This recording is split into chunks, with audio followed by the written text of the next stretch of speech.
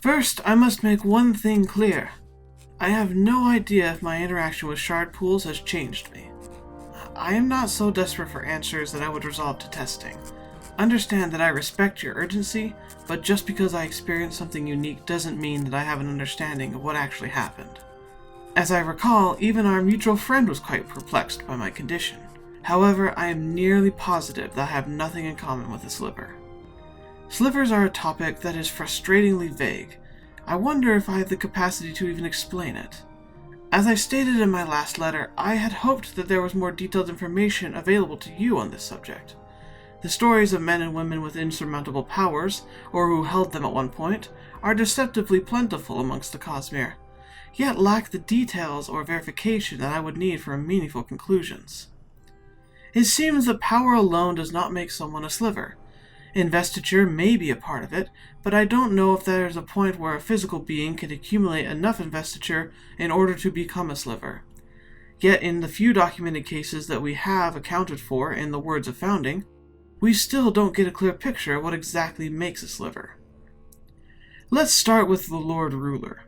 We know that he wielded a great power when he reached the Well of Ascension. This power let him shape the world according to his will. The Lord Ruler created life and altered people without them even knowing what had happened. He touched the power of a shard and came out the other side a changed man.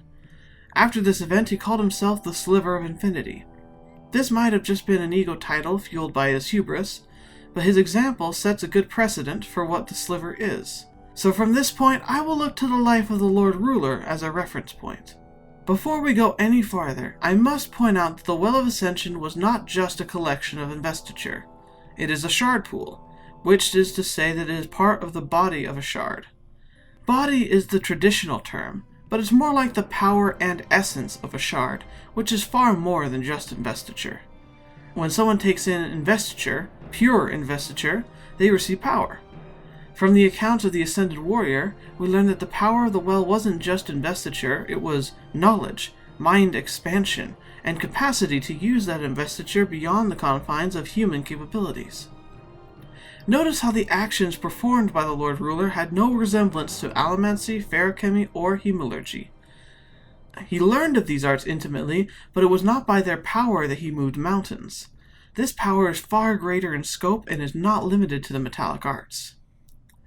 To help offer a frame of reference, I wish to point out an example of someone who seemed to exemplify the distinction between a sliver and a highly invested individual. After the Many-War, the God Kings of Halandren carried and passed on an incredible collection of biochromatic breath. Breath is the form of innate investiture found in each individual on Nalthis. They can give this breath to another, and the collection of breath in the person increases their capacity and physical abilities. Hold enough breath and you can extend your life, or awaken inanimate objects, giving them temporary life. The God King holds tens of thousands of breaths, possibly making him the most invested person I have ever observed. However, I do not think that this makes him a sliver. This breath is so immense, it is unclear what specific powers he has access to. This power derives from investiture that is natural. From my reports, the breath does not grant knowledge or creation powers. The powers of the God King are immense, but they are still following the order of awakening, and do not allow him to alter the planet itself. The breath does seem to impart powerful knowledge of awakening instinctively at this level, but I feel that this is not an expansion of the mind, but a heightening awareness to the things known to the subconscious. The God King is not a sliver as far as I can tell, yet there is something mysterious about the origins of the Returned. I think I will do more research into this topic, but the Return to Nalthis, the Spren of Roshar, and the Scions of Elantris each seem to share common elements. However, these things are not slivers in the context of this conversation. As near as I can tell, a sliver is a person who held the power of a shard, but gave it up, or lost the power, leading them to deflate. My guess is that this would cause a permanent change in the individual, but how this change would manifest is indeterminable. The incredible powers of the Lord Ruler are more or less explained by compounding.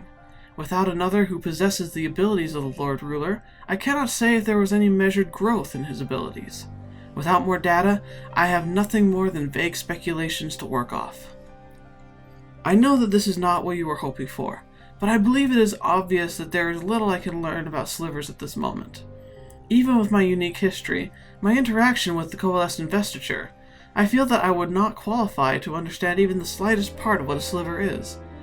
Perhaps someday we will see and account for more slivers, but for now we will simply have to set aside this line of reasoning. As noted before, this research has led me to another classification that I feel I am more capable of reporting about.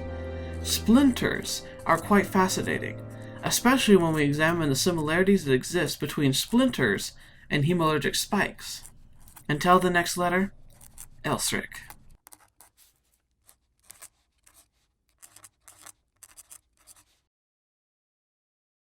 How's it going, guys? Thanks again for joining us for another Letters from the Cosmere.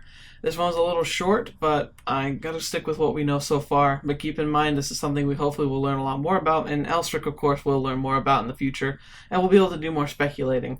Thank you so much once again for all the fantastic artists who submitted their works to this. I keep getting contact from more of you, and it's fantastic to see some of the new art mingling with some of the art we've already seen.